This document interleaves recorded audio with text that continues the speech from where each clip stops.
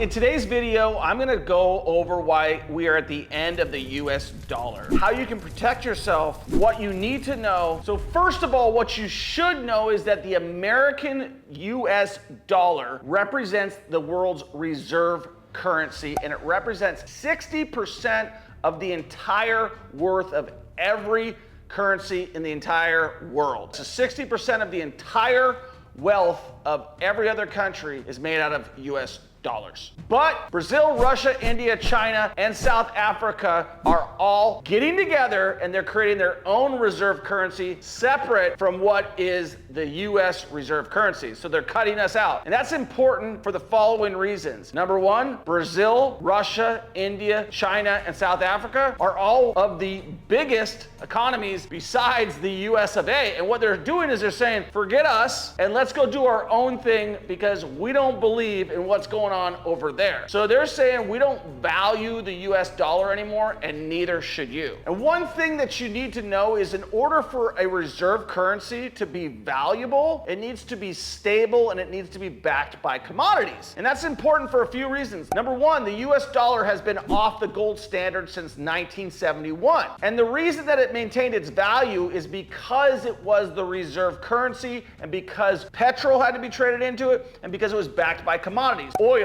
soybeans, vegetables. And so what all of these countries are saying right now is like, the US, you really don't have a lot of commodities that we believe in. And Brazil we do, China we do, India we do, South Africa we do, and the US you don't. So why the hell are we gonna use you as a reserve currency anymore? So they're devaluing our currency because they don't value our stability and they don't value our commodities. Most reserve currencies last for about 100 years. And in 1944, there was something called the Bretton Woods Agreement. And the Bretton Woods Agreement said that the US dollar would be the reserve currency. That is typically a lifespan of a reserve currency is about 94 years. We're a very young country in a lot of ways. The reason that we're losing our value is a couple different ways. Number one, when this agreement was stabilized in 1944, we were in the Industrial Revolution. Ford Motor Company processing a ton of things like in the US of A. We have like things like the EPA now and stuff like that. Those have pretty much killed all those jobs. So our manufacturing ceases to exist. But when the Bretton Woods Agreement was going, the original reason that they came up with it was because of the Industrial Revolution, and we were the superpower in that game, right? As you continue to develop and see that things are not going our way, you're gonna notice that that's why all those other countries that I mentioned before are now saying, well, what do you have in store for us lately? China's eating our lunch. They're producing way more than they are now the industrial superpower. Brazil is as well, and we're not anymore. So the US dollar has three superpowers: stability, investing power, and the exclusivity to buy oil. And that's really what it's been protecting, but we're almost shooting ourselves in the foot because as we try to do in this Green New Deal, we're trying to eliminate oil. But oil is liquid gold, as they say in the Beverly Hillbillies and things like that. It really has the most uses. There's not just cars that are powered by that everybody thinks, but lots of things are made by petroleum. So when people think of oil, they think of gasoline because that's what they use every day. But when you realize it makes laundry detergent, it makes this, it makes that, it makes the other thing, really oil is invaluable. The reason why we're always fighting in the Middle East, that's where the oil is. Like, why are we in the middle of a freaking desert blowing things up? Because they've got a bunch of the oil that a lot of people are making money off of. It's called the military industrial complex. There's no reason in the world that we should be over there unless it benefits us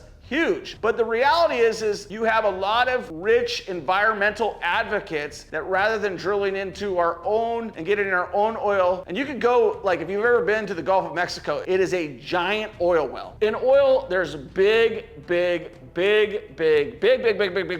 money. Why is the US dollar going away? Because that is one of the only commodities that we have left. And so now all these other countries who are producing more things, who their people are providing more services to the global community right now, are now saying, you know what? Why do we need the good old USA? And they don't. So it's called supply, it's called demand, and there's not any more demand for the US dollar. The other reason that the dollar is going away, digital currency is becoming the new thing.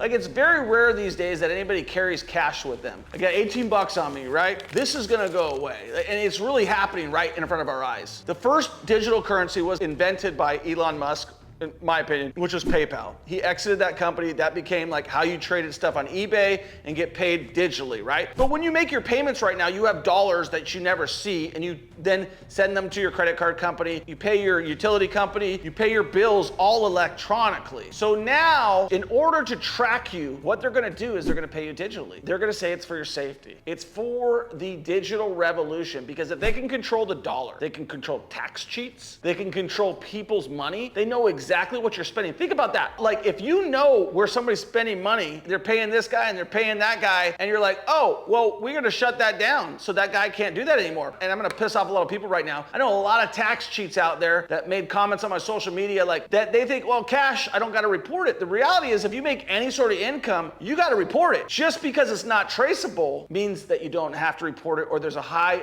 improbability that you're gonna get caught. So my question to you, and this is where the whole crypto thing is gonna get dispelled. Probably the reason why all these crypto companies are going bankrupt, bust, and insolvent is because the US wants to take that over. They want to make it unsafe for you to invest in crypto. If it's about safety, and they say, you know what, we just can't have these crypto companies running amok, we can't have these Sam Bankman-Frieds, we can't have Logan Paul, we can't have these guys coming up with these cryptocurrencies. Instead, we need the US-backed cryptocurrency. And because of that, they're going to be able to track every single thing you do. Have you been to the airport lately? Have you been through customs? You don't even have to show your passport anymore. You just go up there, they scan your freaking eyes before you even know it, and they go, Troy, nice to see you again. There's no more stamping passports or anything like that. It's crazy. So my question to you is, what's gonna happen next? What are you gonna do? Are you a tax cheat? Are you somebody who uses cash? Are you somebody who relies on cash for business? You're screwed. There's more things that you need to worry about, but you can only worry about what you can control. And what you can control is where you spend your time worried about, where you put your money, and there's always going to be a demand for real estate. There's always going to be a demand for goods and services, and there's always going to be a demand for knowledge and people not wanting to do stuff. So if you focus on finding solutions for problems, if you focus on investing in real estate,